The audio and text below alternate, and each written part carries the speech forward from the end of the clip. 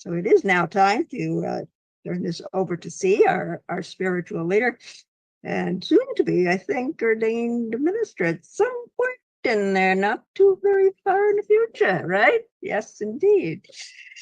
And but today she's taken time from all of her very, very busy activities. I don't know how she does it, to take time to speak to us, and I very much appreciate that. And she's going to be talking today about living from the inside out. So I'm just going to let her take you over here, and she'll tell us what this is all about. So over to you, Sue. That's great. Thank you, Lynn. Just so you know, you can go into the right upper corner of your screen, press the view button, and choose speaker, and then you'll see a little bit more of me, your speaker today, rather than just a little mini box. The talking head, you know, bouncing up and down all the time. I just wanted to say that Theo Tams, that song is he wrote it, and it's so magnificent. He's Canadian. And you might have seen a little bit of Vancouver in the background there. And he is an award-winning writer, songwriter, singer, and he's a great guy. And then, of course, I mean, it was the perfect song for this talk today about letting your light shine. And then, of course, You Are the Light. I mean, I love Denise Rosier. You know, she's a great gal. And her spouse is Canadian, from Kitchener. You can believe that. So yeah, anyways, I am going to be looking into what is our spiritual light and how do we let it through. How can I let my light shine? And if we're not seeing it in everybody, then there's something going on. There's a blockage going on. And you might have noticed that there's a little bit of an LGBTQ2IA plus theme today. And that is because it is Gay Pride Month here in Ottawa. And we are honoring this glorious community. And if there's any community that can let its light shine, it's the LGBTQ2IA plus community, especially during Pride Week. It is quite an amazing experience to behold. And part of the reason it's one of those places where you can shine is because it's the first time for many people to actually live who they were meant to be, with a sense of freedom and peace. So I'm going to fill you in on where the saying "Let Your Light Shine" came from, and how the LGBTQ2A plus members can be fully supported in letting their light shine, how you can let your light shine, and how we can also be there to support those who are not quite open yet to that community, that are not allowing others to let their light shine. In our spiritual light, everything is good and is possible. All beings are good, as we know from our second principle at Unity, which is you are an aspect of God, therefore inherently good. And Unity is quite predominant in allowing people to let their light shine. Just to begin by saying that in my experience, I just want to actually talk about the acronym LGBTQ2IA plus. Not everybody knows what it means. We know it expresses sexual diversity, but we don't always know every word. So I'll just start there. So the acronym represents lesbians, gay, bisexual, transgender, queer, and questioning, two-spirit, the Indigenous edition, intersex, and asexual plus. So LGBTQ2IA plus. Okay. The plus could also include pansexual. Sexuality is diverse, and we have tried way too hard to keep it into one little straight box, but it's unnecessary. So when I came out, this acronym was three letters, LGB. Are you going to the LGB dance? Yes, we are. LGB pride? Yes. So it's very interesting to me that how we're starting to really understand the large group of people who really were not being fit in. Even the LGBT or the LGB group was not that open. And now we're becoming all more open. So I've got a really little interesting joke for you. You might not know this, but ministers are encouraged to tell jokes, but they don't always tell good jokes. I've been around a lot of bad jokes, and this might be one of them, but let's just try this one. So why are LGBTQ2IA plus people so fashionable? Because they spent a lot of time in the closet. So unfortunately, that did not work for my wife. And Anne likes to say that she was raised in the wrong closet, and I'm the intervention. So even yesterday, we were going out to a really fancy restaurant for lunch for celebrate a friend's birthday. And Anne walks out, we're getting ready to go, and she walks out in a t-shirt with a tiger on it. And I'm thinking, I know you're Tiger, Anne, but maybe a little something different for today's lunch. Anyways, we play with that one. So can you let your light shine? Do you have the space to do that? Because you are the light of the world. It is the essence of your loving source, the God within, that you have a light inside. No matter what your gender or your sexual orientation, your culture or education, you are the light of the world. And this is why you would think it'd be easy that there would be no discrimination by now in the world.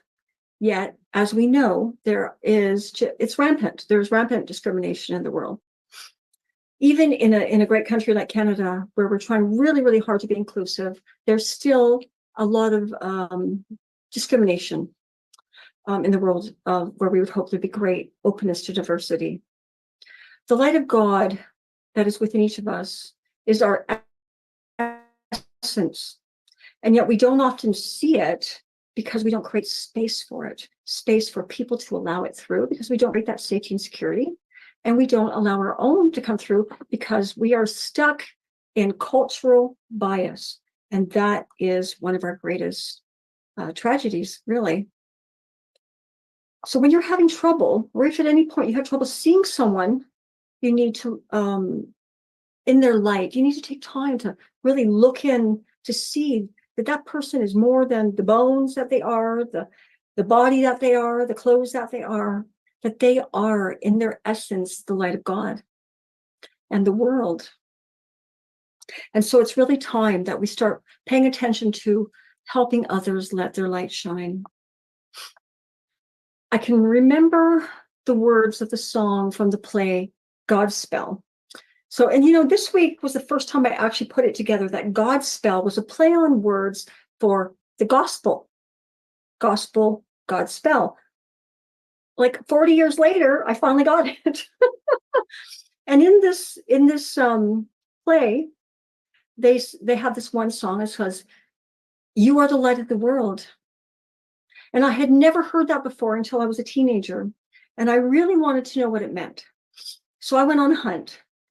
And I kind of knew Godspell. I kind of knew it was probably going to be found in the Bible, which is where I found it. And the Bible has been used against the LGBTQ2IA plus community. So what I'm going to do today is show you where the Bible supports us. And so if you ever need help, write down these verses I'm going to share with you and bring those to the people who purport to know better than you about what light is in you. So one of my favorites, I certainly love Matthew. Matthew is the first gospel. Matthew, Mark, Luke, and John. Okay, so in chapter 5 of Matthew, verses 14 to 16. Now Matthew's speaking as though he were Jesus. And he says, "You are the light of the world. A town built on a hill cannot be hidden. Neither do people light a lamp and put it under a bowl. Instead, they put it on a stand and it gives light to everyone in the house." Yes, let that light shine from within. And in the same way, he said, "Let your light shine before others." And he didn't say whose light. This is for everybody. He didn't say you and you and you can't let your light shine. This is for everybody. So let your light shine before others that they may see your good deeds and glorify your teacher in heaven, the one loving source. Here we're hearing about how important it is that when you live in awareness of your inner light, you can express it outward for all to experience this light. Everybody has that light. You are the light of the world. This light is love, it is wisdom, it is compassion, it is intelligence. Let it shine. So equally as important, I read in the book of John. Now, John is my favorite gospel. John is the gospel that says, I am this, I am that. He was the guy who wrote about the New Thought movement. He was the first New Thought presenter. I am this, I am that. You'll see. If you pick it up, you'll see. There's at least 7 main statements in which Jesus says, I am this and I am that. You'll see. So the 4th gospel is John. And it is a light, bright, metaphysical, mystical book. And in John 8, verse 12, he says, as the words of Jesus, I am the light of the world. Whoever follows me will not walk in darkness, but will have the light of life. Now, this is crazy making back then. You have to understand, this is about, so we are 2024. This is year 31 to 32, around that we would have heard from Jesus. Now, it was written about later, right? Maybe 70, 80 CE. But this was absolutely groundbreaking stuff. I am the light of the world. What? Are you kidding me? In the Iron Age? That is amazing. So this statement was the beginning of really expressing that God is inside of us. I am the light. Hello, it's right here. This is the first time that this is expressed in the world. So this is what they call the good news, right? So if you ever hear people talk about, oh yeah, you have the Good News Bible, or have you heard about the good news?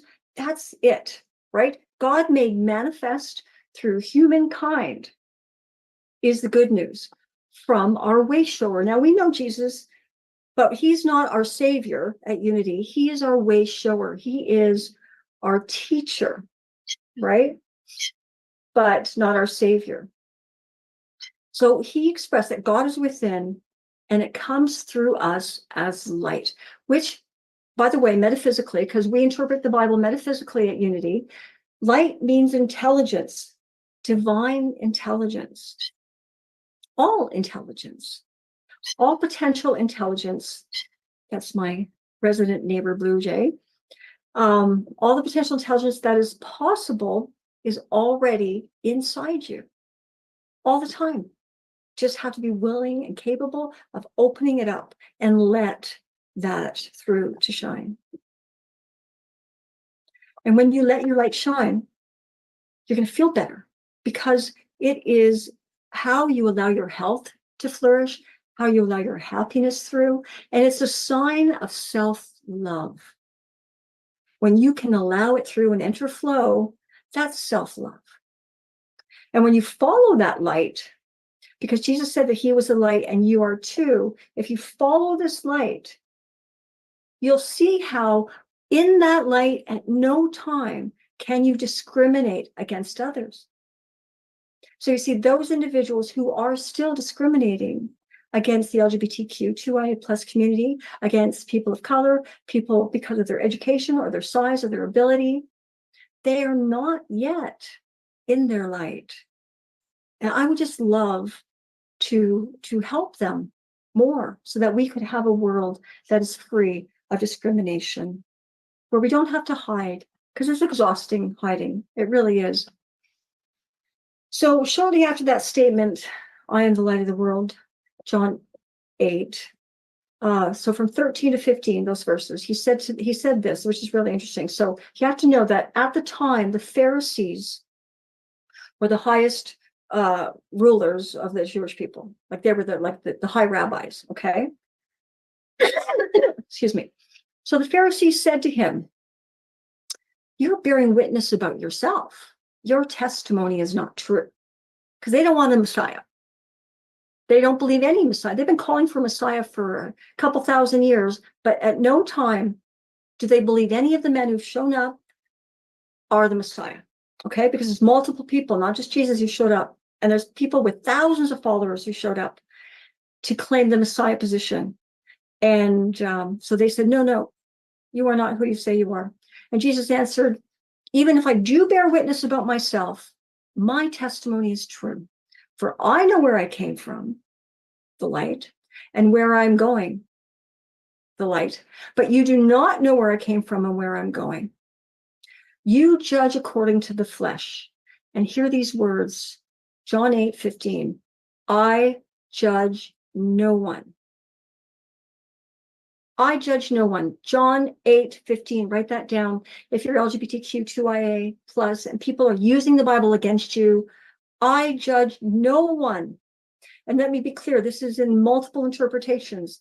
That was the book commonly used by the Roman Catholic people. It's also said here, John 8:15, you judge by human standards. I pass judgment on no one.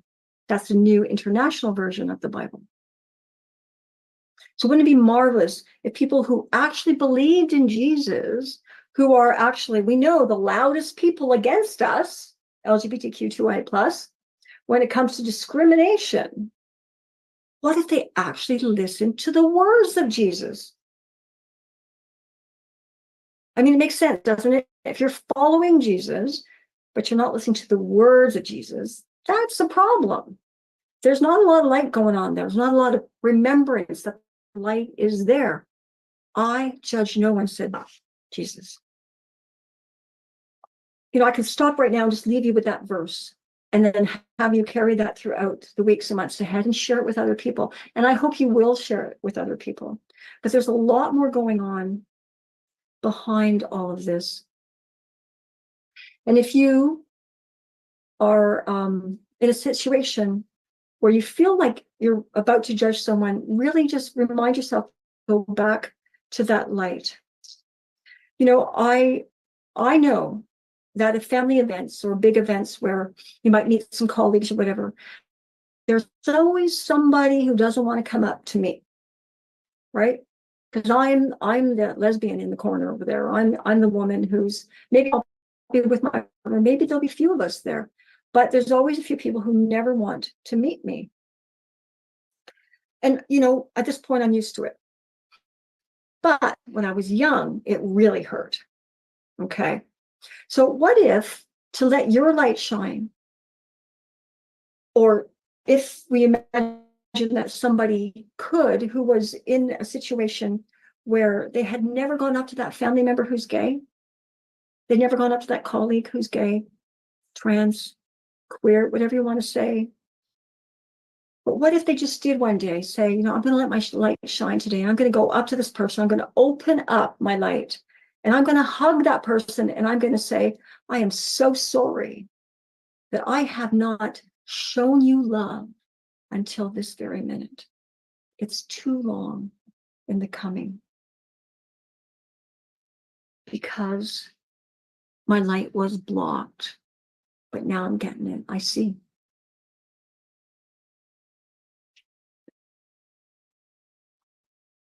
So you might have heard of Don Miguel Ruiz, the author of many books. And this book was given to me by a minister in June called The Circle of Fire.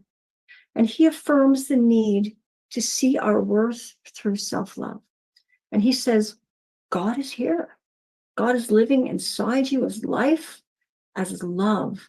But you have to see the truth or there's nothing. You're here to be happy, to live your life and express what you are. You're created to perceive the beauty of creation and to live your life in love.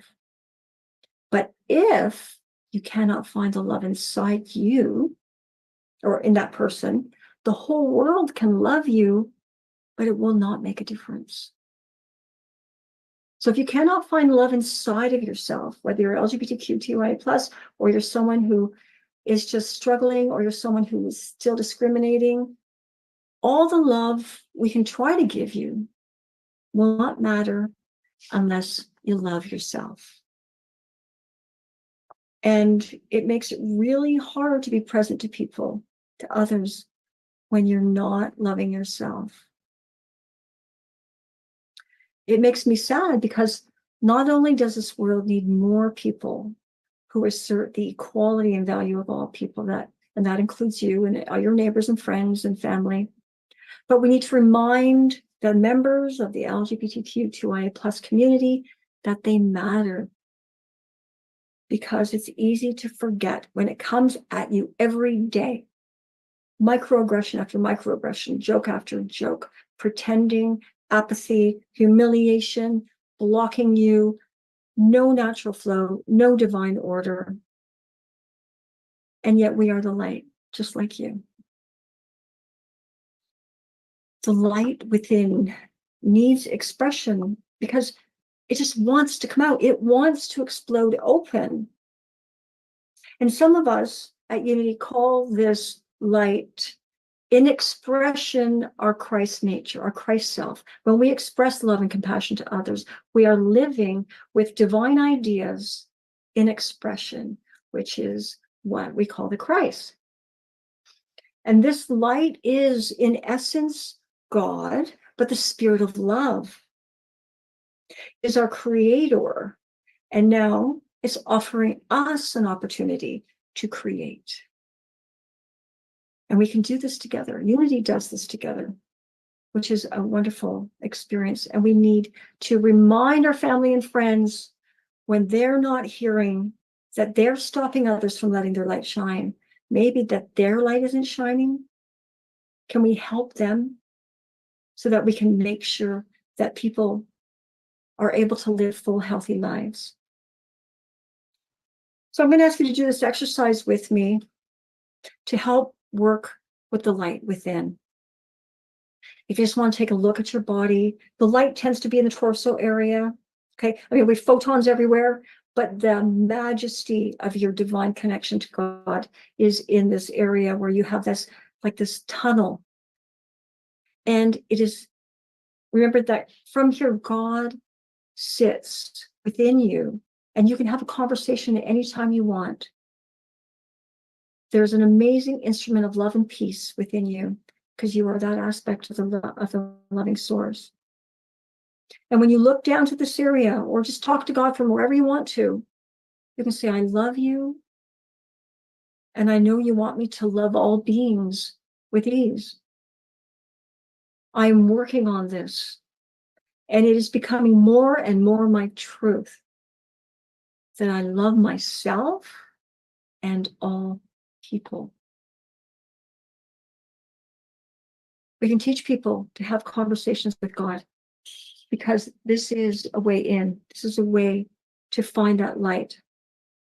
So whichever sexual orientation or gender you live, you are the natural expression of a loving, living spirit that is sharing its glorious nature through you.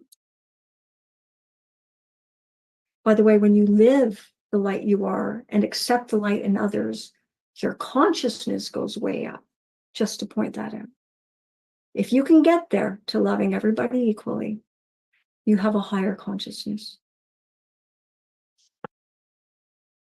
So there's this little tiny, tiny story. And it goes like this. A good man was teaching a lesson to his granddaughter. And he said, see that cup of milk? You should always try to remember to see your life at least half full, not half empty. Just like you see that glass is more full than empty. And the little girl turns to her granddad and she says, yeah, but what if I don't like what's in the glass?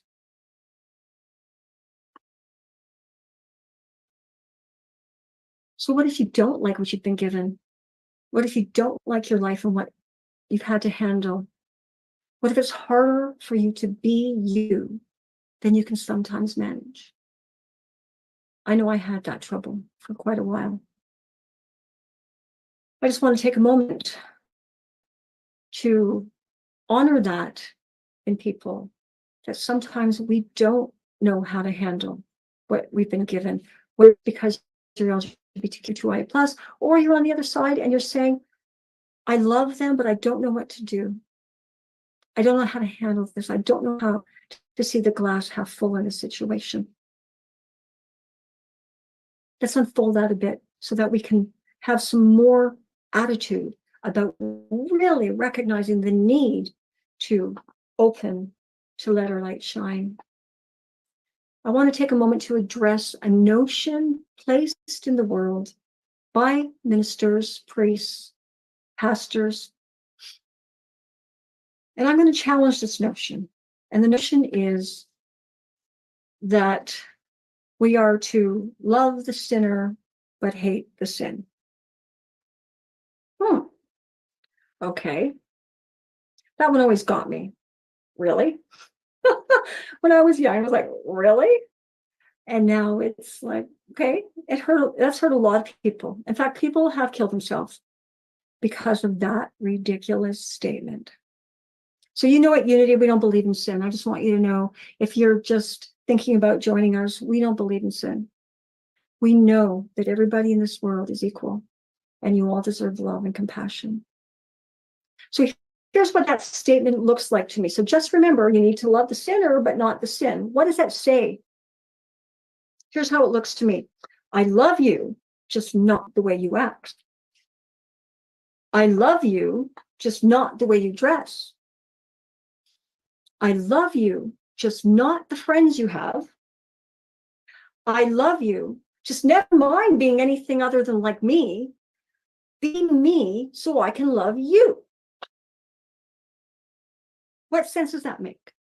That's all they're saying. What they're saying is, be me or more like me, because apparently they've got it all figured out and you don't.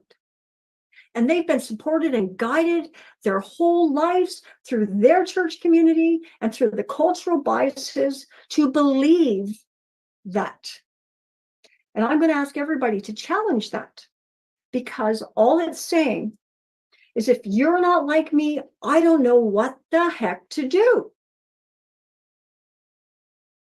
Because I have never learned to accept people's differences.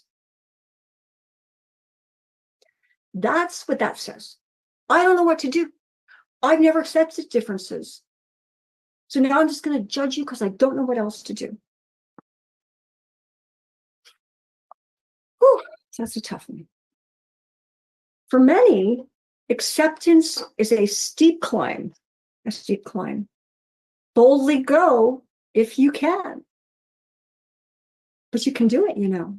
Because remember, you are that light within. It's all in there. So you're not climbing a mountain over there or there. You're climbing this mountain.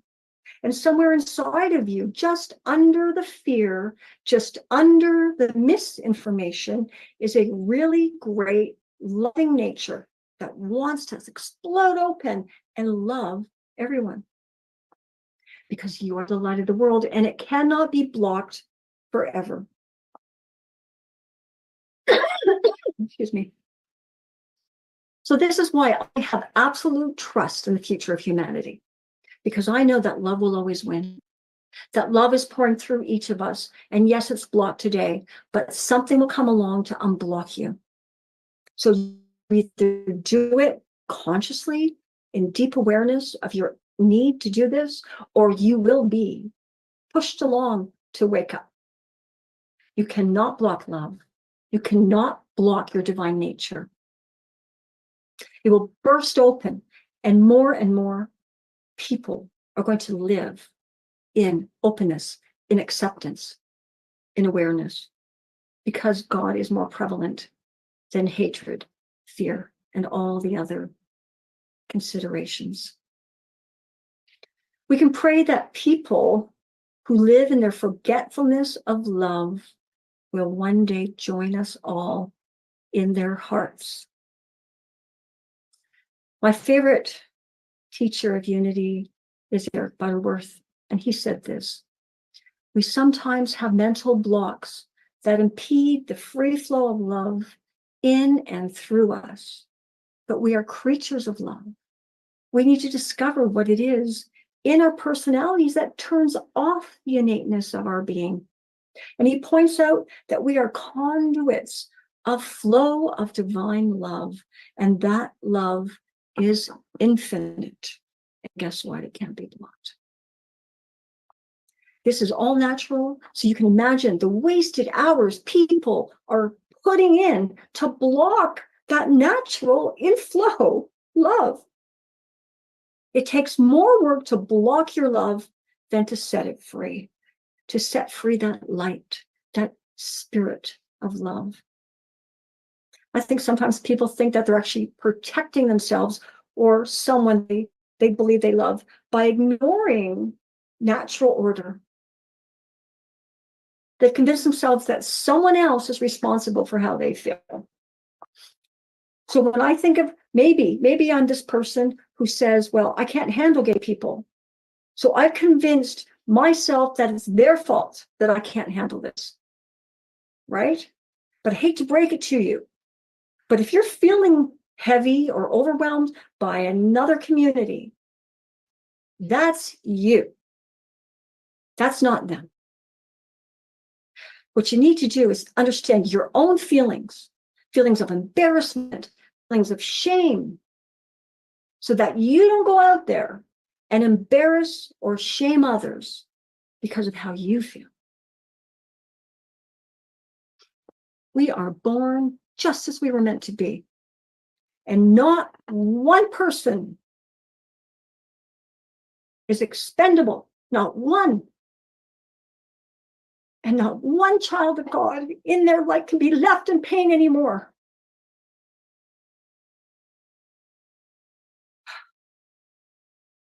Homophobia is not over. It's not over. LGBTQ, a lot of transphobia out there right now, people. We've got to fight this. We've got to be there at the leading edge and be the support people.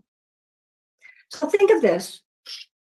We live in a magnificent, diverse community. Our world community is so diverse, right? And we are right next. Our Milky Way galaxy is right next to trillions of other galaxies, all unique. They're all unique. And yet, when you come down to the little, not even a pinprick that we have decided to claim that there's only one sexual orientation. In spite of the trillions of differences, we have chosen as humans to say there's just one sexual orientation that we're really going to support. Is that logical or illogical? It strikes me as illogical. And for me to teach that to the world is irrational. Why would you teach something so illogical to the world? But people do. They do it all the time. Worse yet, this gets me. They would fight to maintain the illogical and irrational belief systems and create discrimination. What is the sense? Where are you spending your energy? It's just not okay. In the Bible, not once did Jesus say anything against any gender or sexual orientation. Not once. And yet people will use the Bible against you. So be clear. Never did he quoted as saying anything against you. And we know he declared, I judge no one. That means everyone. No one. All. Coming from someone who is a lesbian, I came out to myself in 1980. That's a long time ago. Yes, I'm old. And the very thing I was afraid of happened. I experienced so much abandonment when I started telling people that I was a lesbian. 1985, I'm starting to tell my friends and my family. And for so many of us, being abandoned by family and friends and the greater community destroyed us. Too many people have died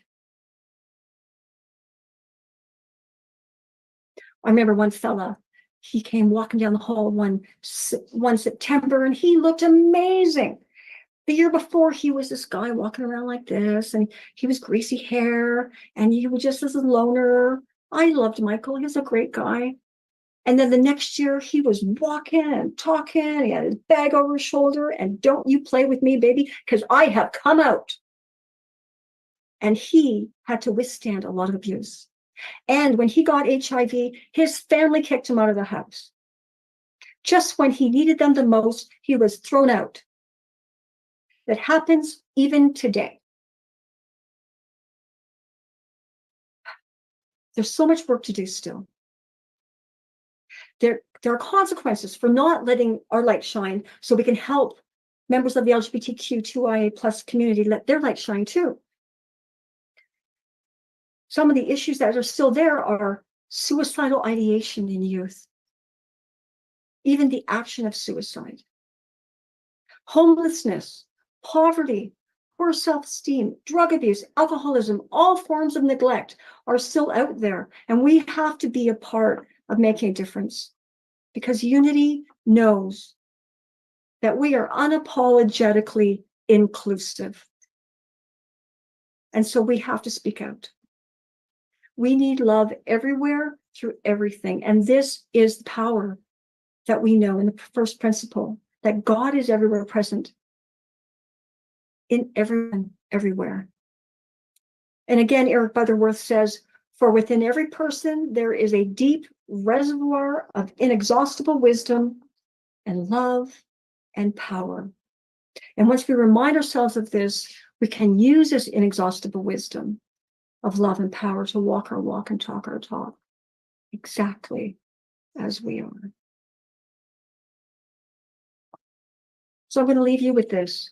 At the very least, let it be that we all do our part in supporting all people. It is no longer okay to do nothing. If we do nothing, we are relegated to the conditions of an untrue life. And the truth will remain inaccessible if we let culturally biases that are driven through us to become our reality. We have to challenge these biases. I must choose for me to be the light that I am and to be the light of help for others. Perhaps you can join me in saying, today I am a source of light, helping everyone to let their light shine. Today I'm a source of light, helping everyone to let their light shine. Wherever you are, God is, and you can let your light shine. Thank you, everyone. God loves you from the inside out.